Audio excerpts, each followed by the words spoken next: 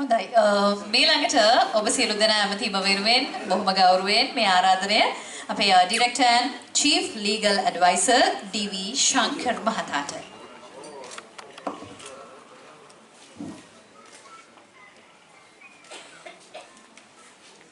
International Human Rights Global Mission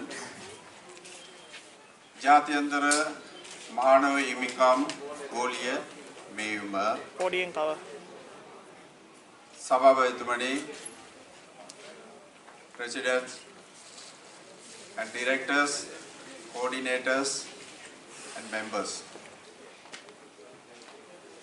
தலைவர், பணிப்பாளர், coordinators, உறுப்பினர்கள், இங்கு மற்றும் பிரதம அதிதியாக வந்திருக்கும்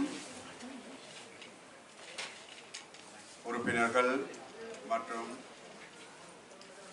புதிதாக தெரிவு செய்யப்பட்டிருக்கும் உறுப்பினர்கள், பெற்றோர்கள், தாய்மார்கள், நண்பர்கள் அனைவருக்கும் எனது மாலை வணக்கத்தை தெரிவித்துக் கொள்கின்றேன். நான் இங்கு முன்வைத்து வந்த காரணம் என்னவென்றால் முக்கியமான சில விடயங்கள், அதாவது மனித உரிமைகள் என்றால் என்ன? நாம் எல்லோரும் இந்த அடையாள அட்டையை அணிந்திருக்கின்றோம். இது எதற்காக உங்களுக்கு கொடுக்கப்பட்டிருக்கின்றது? இதன் அடிப்படை உரிமைகள் என்ன? இதை எவ்வாறு பாவிக்க வேண்டும்? இது எவ்வாறு, எங்கே, எப்போது, எந்த இடத்தில் பாவிக்கலாம் என்பதை நாம் கட்டாயமாக தெரிந்து கொள்ள வேண்டும். අපට මෙම ඇඳුනුම් පතක් ලබා දීලා තියෙනවා. මේ ඇඳුනුම් පතේ භාවිතා කරලා අපිට ඕන දෙයක් කරන්න පුළුවන් කියලා එමෝම හිතා ගන්න පුළුවන්. නමුත් මේ ඇඳුනුම් පතේ වටිනාකම කුමක්ද? මෙම කොයි වගේ ස්ථානයකද මේක භාවිතා කරන්න පුළුවන්? මේක තියෙන බලය මොකක්ද? මේවා අනිවාර්යෙන් අපිට දැනගත යුතුයි. இந்த அடையாள அட்டையை நீங்கள் பெற்றிருப்பீர்கள் என்றால் இது உங்களுக்கு கொடுக்கப்பட்டிருக்கும் ஒரு இந்த அமைப்பினூடாக, இந்த உலகினூடாக, இந்த இலங்கையினூடாக ஒரு கொடுக்கப்பட்டிருக்கும் ஒரு கௌரவம்.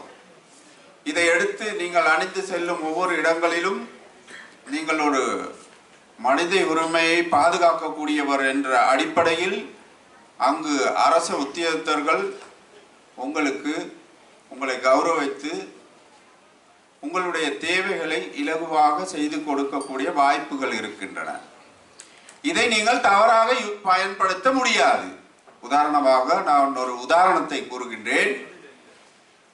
நீங்கள் இந்த அமைப்பில் இருக்கின்றீர்கள். உங்களில் ஒரு உறவினர் கொலை, கொள்ளை, மற்றது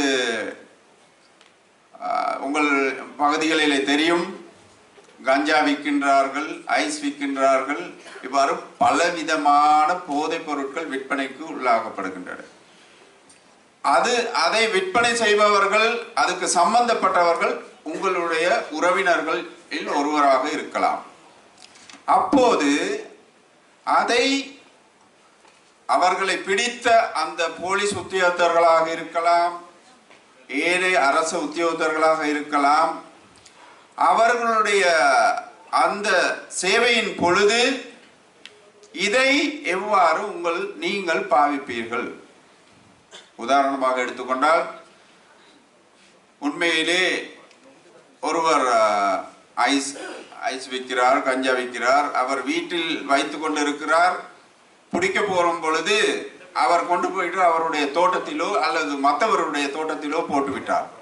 உண்மையிலே மற்றவர் இடத்தில் இருப்பவர் அவ்வாறு செய்பவர் அல்ல. ஆனால் இந்த நபர் அடிக்கடி இந்த குற்றத்துக்கு ஆகப்பட்ட ஒருவர். தகுந்த ஆதாரங்களுடன் அந்த இடத்துக்கு போனார்கள், அதை பிடித்தார்கள். ஆனால் ஏதோ ஒரு வகையில் ஒரு சிசிடிவியோ ஏதோ அந்த இடத்தில் இருந்திருந்தால் அதை நிரூபிக்க முடியும். ஆனால் இல்லை. இருப்பினும் தகவல் கொடுத்தவர் சரியாக கொடுத்துள்ளார்.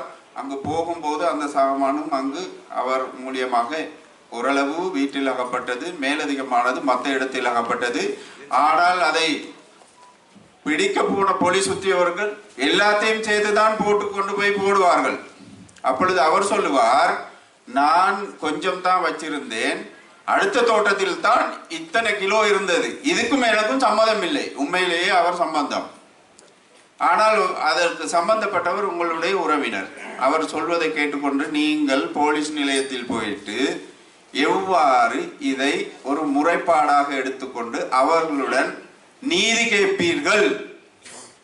கேட்க முடியுமா? உறவினர் என்ற அடிப்படையில் கேட்காவிட்டால் அவர்கள் வீட்டுக்கு போவதற்கு உங்களுக்கு தடை. அங்கு அவன் என்னடா ஹியூமன் ரைட்ஸில் இருக்கிறான், எந்த கேஸை கதைக்க முடியல அப்படின்னு சொல்லுவாங்க, உங்களுக்கு போக முடியாது. இந்த மாதிரி சந்தர்ப்பத்தில் நீங்க என்ன செய்வீர்கள்? இதற்கு நீங்கள் போகலாமா இல்லையா என்பதை நீங்கள் சிந்தித்து கொள்ள வேண்டும். அடுத்ததாக இன்னொரு விடயம், நீங்கள் இந்த விடயத்தை நான் இதற்கு முதலும் ஒரு முறை கூறினேன். இன்று இரவாகிவிட்டது. யாழ்ப்பாணம், மட்டக்களப்பு, வவுனியா இந்த மாதிரி பகுதிகள் போகும் பொழுது பிரதான வீதியிலிருந்து உள்ளே 2, 3, 4 கிலோமீட்டர் நடந்து செல்ல வேண்டும். வாகனங்கள் இருக்காது. இடையில் போகும் பொழுது நீங்கள் பெண்மணிகள் தனியாக போவீர்கள். யாரோ ஒரு நபர் உங்களுடைய செயினை பறித்து கொண்டு சென்று விட்டால், அவர் பறித்து கொண்டு போய்விட்டார், நீங்கள் போயிட்டு முறையிடுறீர்கள் போலீஸில். அதை ப்ரூவ் பண்றதுக்கு ஒழுங்கான சாட்சி ஆதாரங்கள் இல்லை. ஆனால் உங்களுக்கு தெரியும் இவன் தான் என்று. இதை எப்படி நிரூபிப்பது? போலீசாரும் அவனை பிடித்து கொண்டு சென்று விட்டார்கள். முறைப்பாட்டு கேட்க போலீஸில் கொண்டு போயிட்டு அவரை விசாரணை செய்கிறார். உண்மையிலே மனித உரிமைகள் என்ற அடிப்படையில் களவெடுத்தவராக இருக்கலாம், கொள்ளையடித்தவராக இருக்கலாம், கொலை செய்தவராக இருந்தால் கூட அந்த போலீஸ் உத்தியதற்கு மாத்தியா ஒப மினிமருவது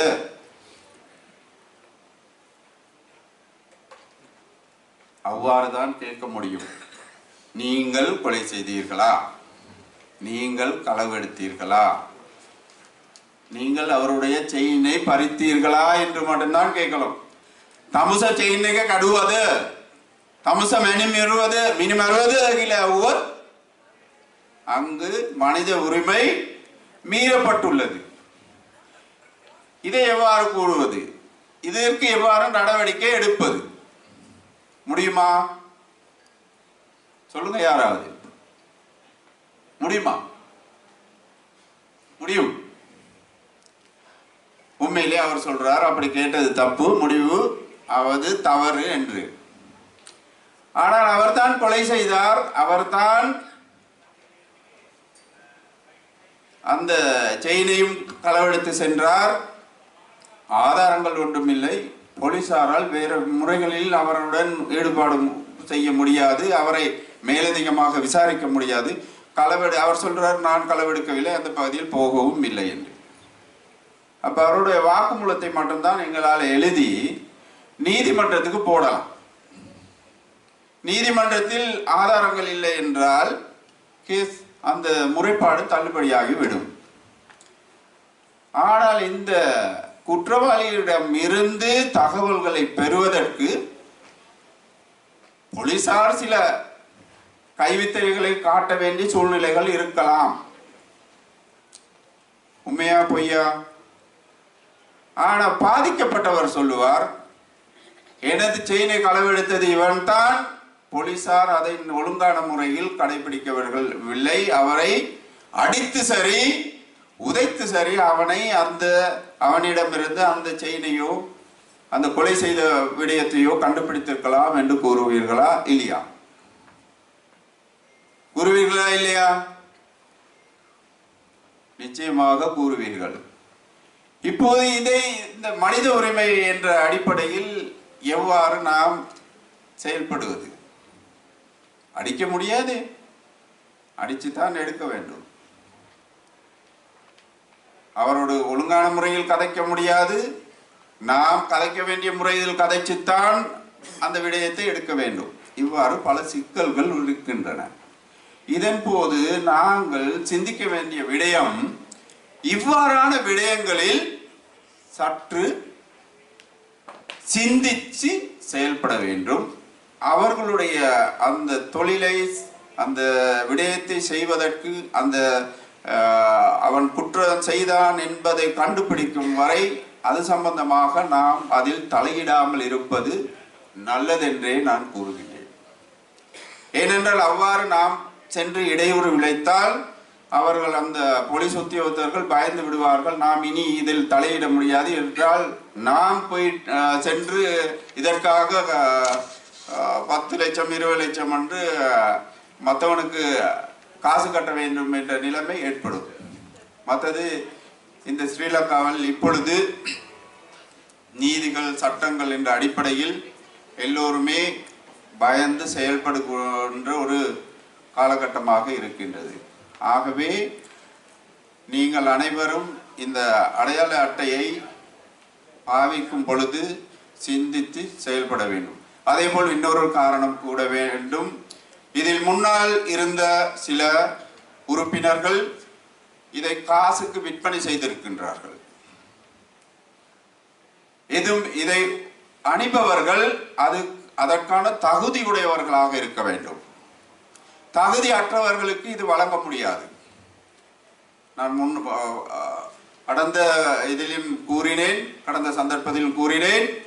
வெள்ளவத்தை போலீஸ் நிலையத்திற்கு ஒருவர் சென்று அங்கு உள்ள முறைப்பாட்டு ஓஎஸ்சியிடம் ஒரு பில்டிங் கன்ஸ்ட்ரக்ஷன் செய்கின்ற இடத்தில் ஒரு காவல் காக்கக்கூடியவர் இவ்வாறான ஒரு அடையாள அட்டையை எடுத்துக்கொண்டு சென்று, அவர் படித்தும் இல்லை, சென்று ஒரு முறைப்பாடு சம்பந்தமாக அவரிடம் வினாவி இருக்கின்றார். அவர் என்னிடம் கூறினார், இவ்வாறு ஒரு விடயத்தை இவன் வந்து என்னிடம் கூறும் பொழுது இதற்குள்ள மதிப்பு என்ன என்று. ஆகவே அது சம்பந்தமாகவும் நாங்கள் போலீஸ் நிலையத்தில் முறைப்பாடிட்டு விமர்சனம் செய்து கொண்டிருக்கின்றோம். அதேபோல் இன்னொருவர் இதை பாவித்து ஆட்களை வெளிநாடு அனுப்புவதாக கூறி காசுகளை சேர்த்துள்ளார். அதுவும் ஒரு பம்பலப்பிட்டிய போலீஸ் நிலையத்தில் ஒரு முறைப்பாடு இருக்கின்றது. இது சம்பந்தமாக தலைவர் அமீர்கானுக்கும் எனக்கும் போலீஸ் நிலையத்தில் முறைப்பாடு செய்தார்கள். ஆனால் அவருக்கும் இந்த அமைப்பினூடாக சட்ட ரீதியாக இந்த அடையாள அட்டை கொடுக்கப்படவில்லை. இதை நாங்கள் உறுதி செய்துள்ளோம். இது சம்பந்தமாகவும் நாங்கள் விசாரிக்க சொல்லி அவர்களுக்கு உத்தரவு இட்டிருக்கின்றோம். ஆகவே அன்பான நண்பர்களே, சகோதரர்களே, இவ்வாறான விடயங்களில் மிகவும் கவனமாக செயல்படுங்கள். இந்த அடையாள அட்டை என்பது மிகவும் முக்கியமானது. இதை திறமையாக, அன்பாக, உங்களுடைய நேயத்துக்காக, இந்த மக்களுக்காக பயன்படுத்துவீர்கள் என்று கேட்டுக்கொண்டு விடைபெறுகின்றேன். நன்றி.